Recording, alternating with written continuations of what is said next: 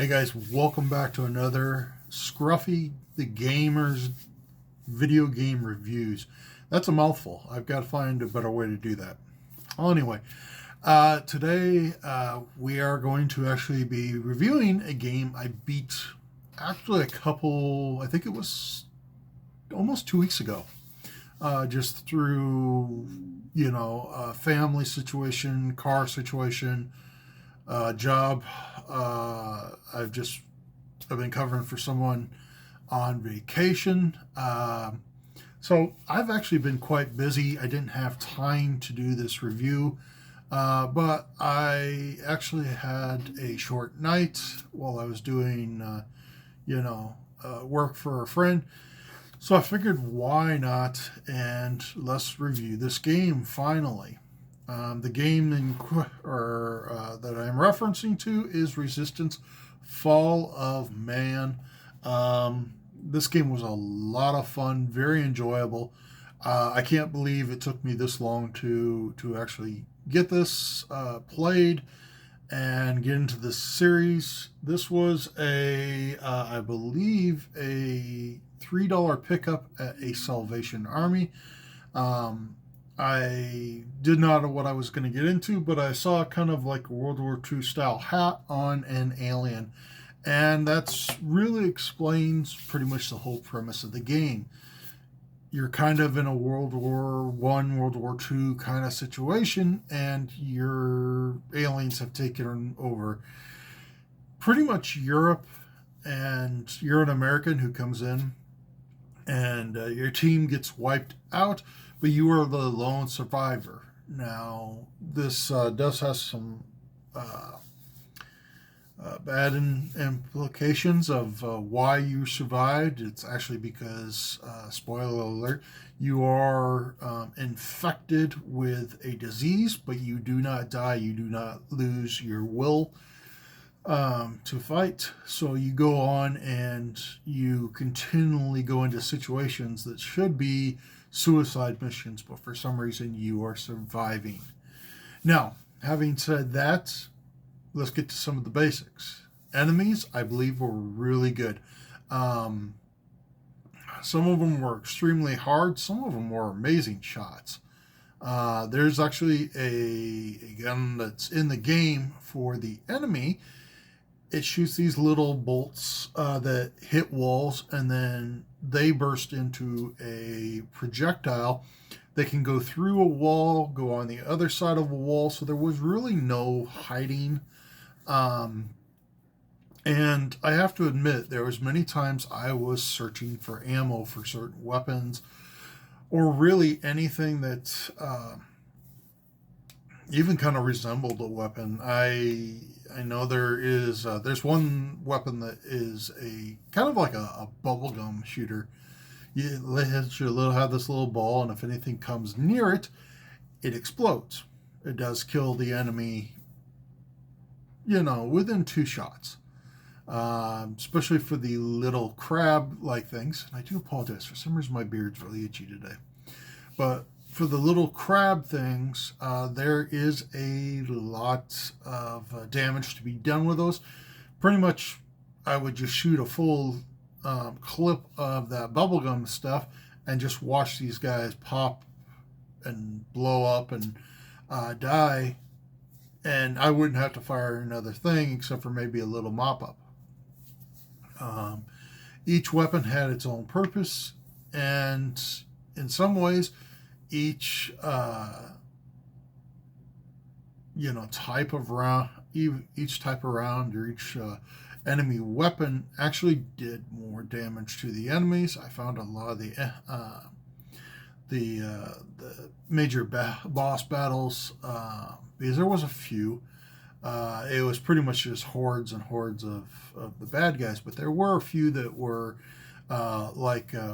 characters that you would have to take out, or objectives that you would have to do. And those were a lot of fun. The weapons, pretty much you just had to learn what each weapon did and then chose how to use them. So that was actually a lot of fun. The enemies I found hard, but not all that hard. So I really enjoyed that. I think anybody can pretty much play this game and uh, not feel bogged down, not feel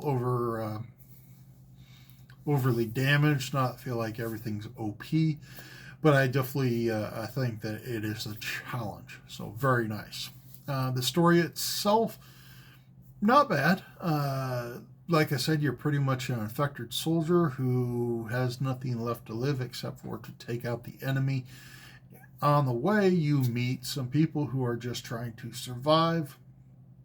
Um, they do have vehicle battles. Those are rather kind of fun, where you drive around and the guy on the back is doing his level best for an NPC to actually take out the enemy. That was a lot of fun. You actually get to drive like a little spider tank. That if you don't try out all the moves, you may not, get this one, get how to do this, and it may take you quite a while. Uh, for me, it took quite a while because I never really tried the right and left bumper, and that actually made you so you could dodge. Did not know that. Really kind of wish I would have tried that out earlier. Would be willing to go and play through it again just to try that out and take care of the bad guy a lot easier. Um, the levels themselves are rather enjoyable. There was a few that if you just stepped off to the right or to the left, you would actually fall off these little pipes that you were supposed to walk on. But besides that, I found them rather interesting and enjoyable. I have heard there are 3 of these. I actually have the third one. And I have actually never seen the second one in the wild. I've never seen one in person. Whether, it's cheap or whether it's, expensive, I just have never seen it. So I find both 1 and 3 very frequently, but have never seen 2. There was actually a point in time that I didn't believe 2 existed. I thought it was kind of a myth. They said, "Hey, we'll have them search for 2 for a while," and have it not be a thing. But I guess it does exist. They have a few selling on eBay. I just have never seen one, in person. So, I will say that I don't know if there's any real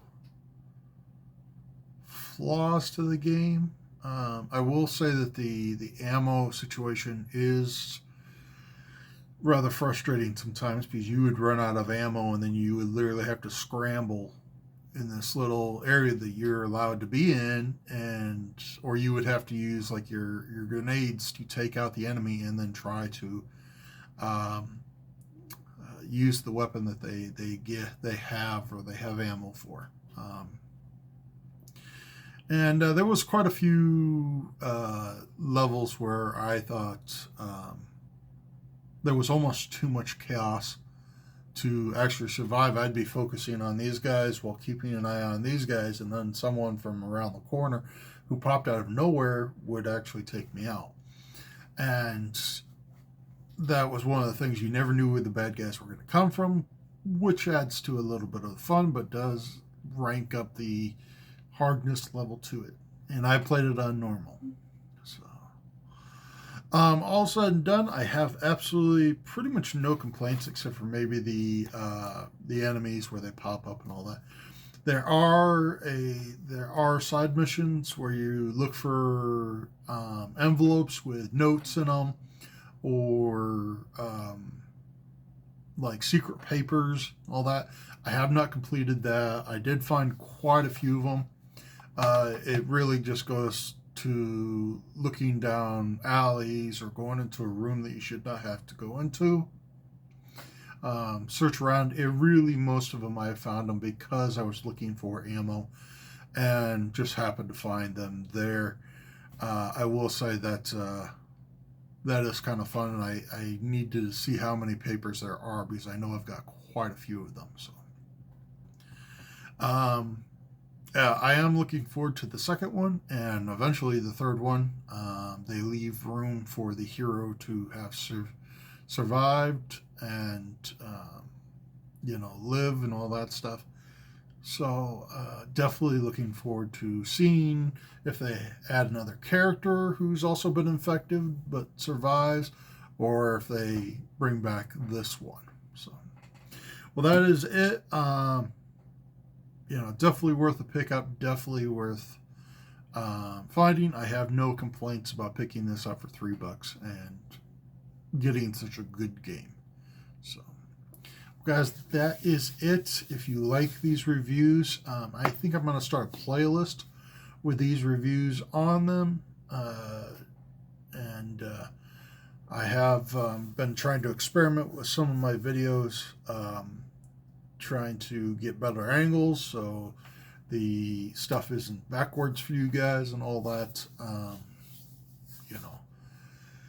But we'll see how it goes. And I'll just say thank you for watching this. If you liked it, please hit that like button. Want to see more, hit that subscribe. I'm hopefully going to be done with this game soon. It is aggravating, but I actually am loving it. Just because I love the character, the story, and the way it plays. I don't want to get too much in it. There is some good and there's some bad to this game. So hopefully I can get this game done within this week. So I'll talk to you guys later. Have a good night and keep on thrifting and keep on collecting. Bye.